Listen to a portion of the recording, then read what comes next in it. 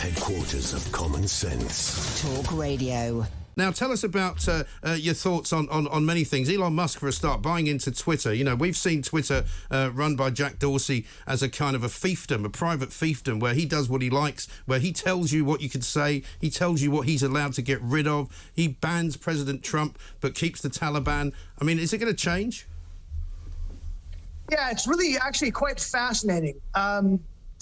In order for the left to succeed, right, in order for them to push back against the trends that we've been seeing, the only way they can do that is by clamping down on free speech. That's the only play that they have. And as you know, as everybody knows, free speech has been an area that our social media overlords have taken over to try to clamp down. Now, you would think they were there for the promotion of free speech. If you ask anybody on the street, that's they'll tell you. But the reality is, and we all know it, and not to make this about me, although I always enjoy making it about me. Why not? There you go. I can tell you about example after example how YouTube has taken down videos of mine. A video, for example, where I was exposing anti-Semitism in the United States. They took that down. Recently, Facebook has restricted a very active page I had because USA Today, a major newspaper in the U.S., did an article about one of my posts saying it was fact-check false, which it was.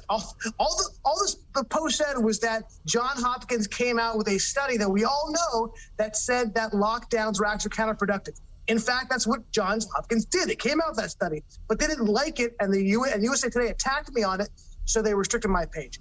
Twitter has also been a place where they have been shutting down conservatives. They took down the president of the United States, right? They took his ability to speak to the people down because they knew it was an effective tool. Yeah. They took down the Babylon Bee, a satirical Twitter account because they made a funny joke about a woman who's in power who's trans.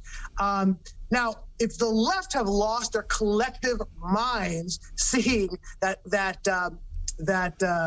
we've got a guy who is one of the most incredible entrepreneurs, Elon Musk, in the country, and who happens not to have, he's not a right-winger. He's a guy left of center, maybe sometimes right of center, and they think everything is going swimmingly. And if you ask Hunter Biden, he would say he would agree with them. Yeah. So, yeah, to have a guy like that in Twitter, I think is an incredible move forward.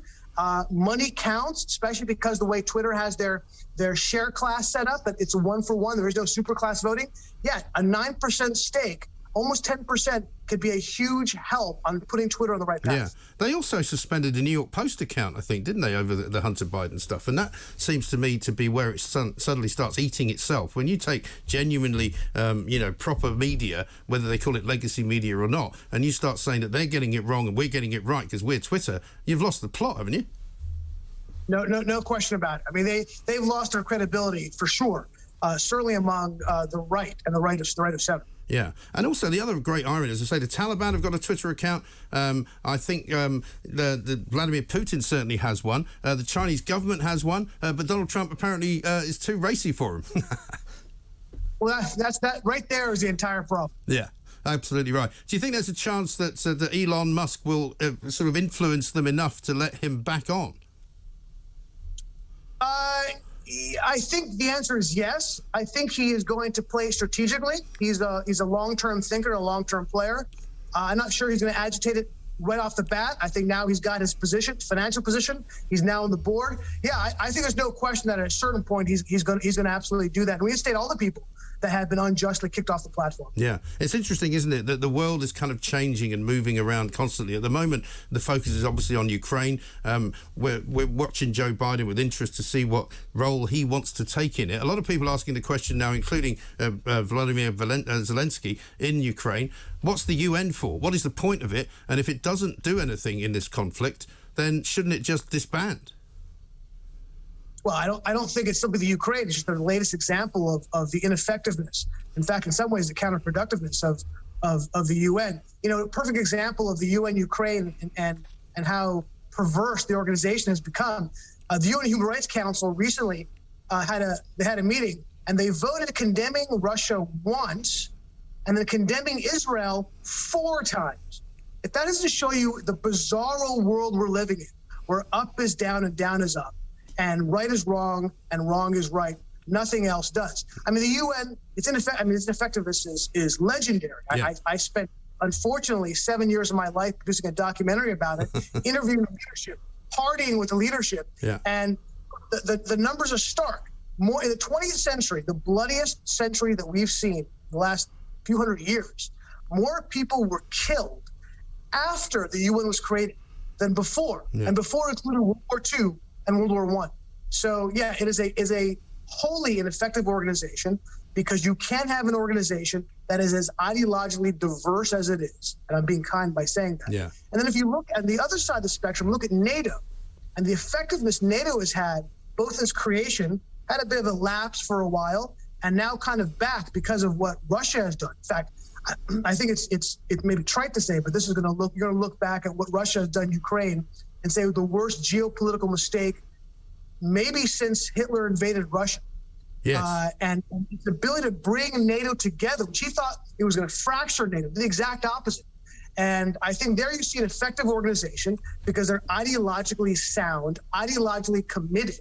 And when they are spurred, it took a while, but when they are spurred, you can see the effectiveness of an organization like that as opposed to the United Nations. Yes, and it looks like Finland may join NATO. There's a meeting going on as we speak. Finland may add their name to the NATO sort of umbrella, and it will be interesting to see how Putin reacts to that, because if he doesn't really react to it in any kind of physical way, then he'll prove that Ukraine wasn't really about NATO, won't it?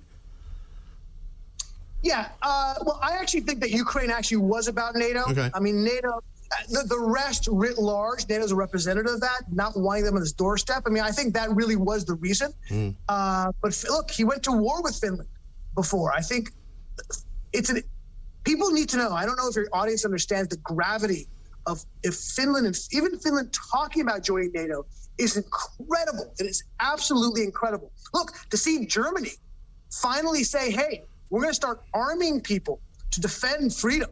And for Germany to say, we're going to go back up to 2%, the amount they needed to spend according to NATO bylaws, which they poo-pooed for years. For them doing that, these are incredible geopolitical moves that I think are going to pay dividends for a long time. Yeah. And we can thank Putin, right?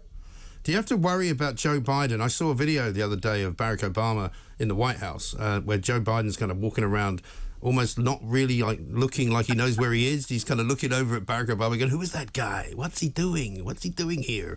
I mean, this is the leader of the free world. You can't have a lot of confidence in him, can you? Oh, that was the most precious video I've ever seen. He was looking around. 80 million people voted for him, but he couldn't find one person in that room who wanted to talk to him, right? I mean, because rock star Barack Obama walked in and they forgot all about Joe Biden. And look, if I were them, I'd want to forget about Joe Biden also. Yeah, I wish we could all forget about him, but unfortunately, we're stuck with him for another couple of years if he hadn't managed to hang in there that long. Why are you bringing me down, Mike? I'm sorry. Why are you bringing me down? I'm sorry, Abby. I got you up just to bring you down. Listen, it's great talking to you. We've got so much to talk about. We must do this some more because I think there's more to be discussed, but we're nearly out of time here. So let's do this again, Abby, if we can.